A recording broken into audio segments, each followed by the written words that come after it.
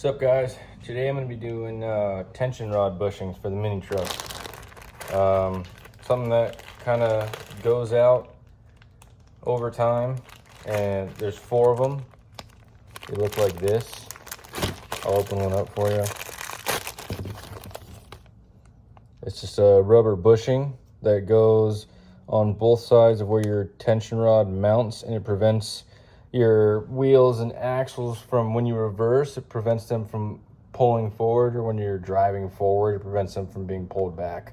But yeah, what I have them on right now, these are like flattened like a pancake, and I actually had to put washers behind it so it didn't move.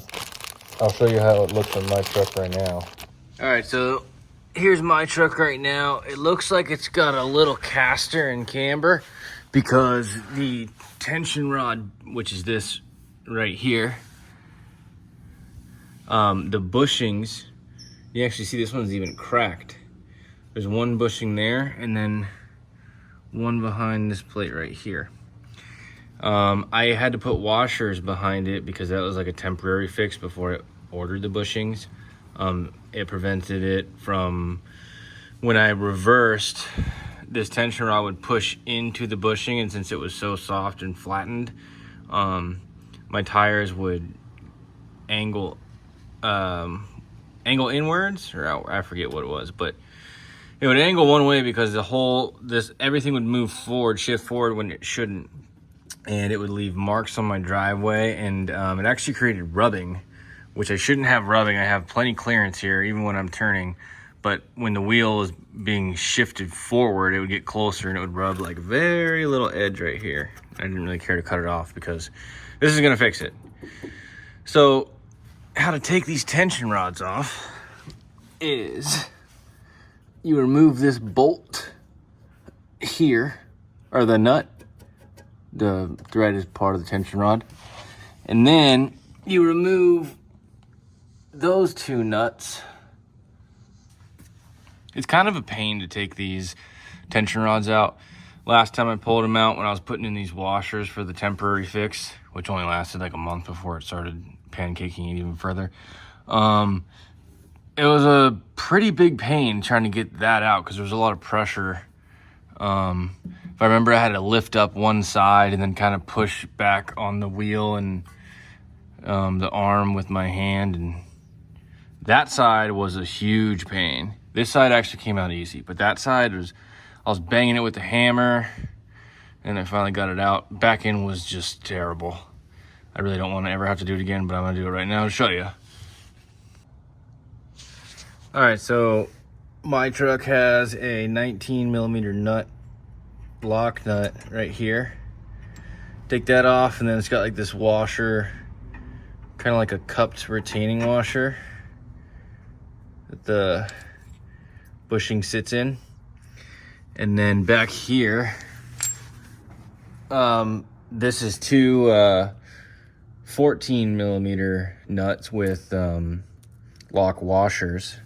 And then sometimes you just gotta wiggle it, or you gotta hit it with the hammer. It doesn't look like it's coming easy right now, so I'll probably grab a mallet. I don't want to destroy my hand. Or I'll just destroy my hand. No, I'll grab a mallet. Just a couple taps with the rubber mallet, which is what I recommend now because that was super easy. Pop that out. You can see there's 2 holes there where this slides in, these 2 threaded bolts. And then this is a bushing that fell off the front. You can tell it's super worn, pretty flat. Now you just pull it back and slide it out. And so yours will only have the bushing on it. These are the 3 washers that I added as that temporary fix. So we'll put some new bushings on this and then put it back in. Really quick, here's the difference of them. Here's the old bushings. You can tell they're super worn down and flattened. Probably original bushings, I don't know. And here's the new ones. Way harder, feels like a rock, you can barely squeeze them. And much taller. Which means harder to get back in for sure. I got all 4 of the old bushings. This one didn't look too bad, but it was deformed in the back. Especially this one. Looked terrible. So those are out. New ones are in. There's 1, 2, 3, 4. And then those nuts are connected back on. And now it's rock solid. These are hard now, not squishy like they were before. So that'll help any of my issues of camber and caster when I'm backing up or going forward.